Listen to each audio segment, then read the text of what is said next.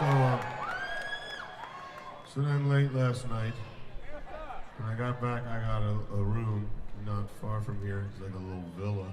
It's very little, so the fact that they call it a villa is hysterical. But it's a small building that houses me and my family. It's not big enough for a microwave, so you get the idea. Anyway, a woodpecker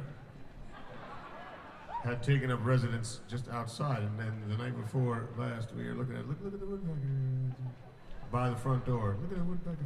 It was just there, sitting there looking like, you can't see me. And then last night, my dog who's also part of the family.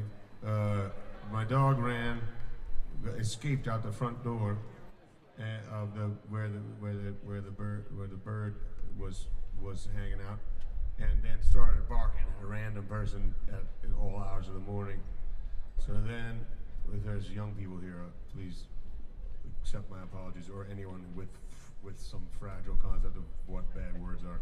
So then I was like, then I ran outside because of the dog, and I was like, you fucking dog, get the fuck in here, up.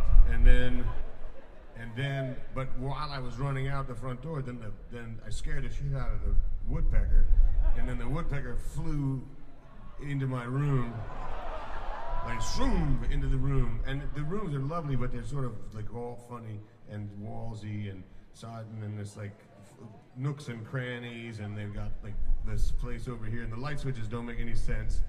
And so then I try to turn the lights off, but then the bird is smashing into every wall because it's not daytime. Then they just fly into the window, so you sort of gonna expect where they're gonna go. No, it's just like it's just panicked, and it's not good at short distances, and just wham wham. And it's just kind of terrible. Except I was real mad, and his feathers are just like raining down from all over. Some of them were pretty, and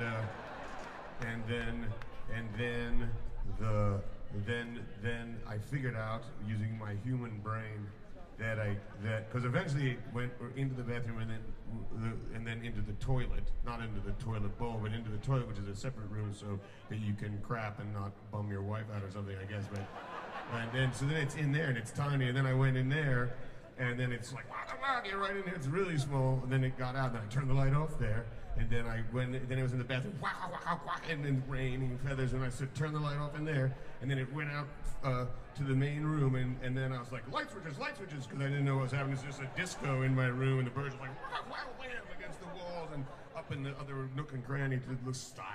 What the fuck is that there for? And then eventually I got all the lights out, and the outside light was on, and it went out the window, and I was like, I felt like a genius.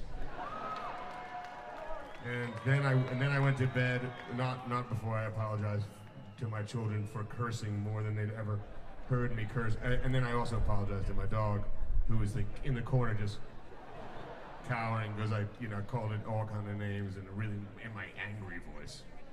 Anyway, but more importantly, she's so smoking hot. I said yesterday, and I keep saying it in the hopes that, who knows? Anyway, and her face,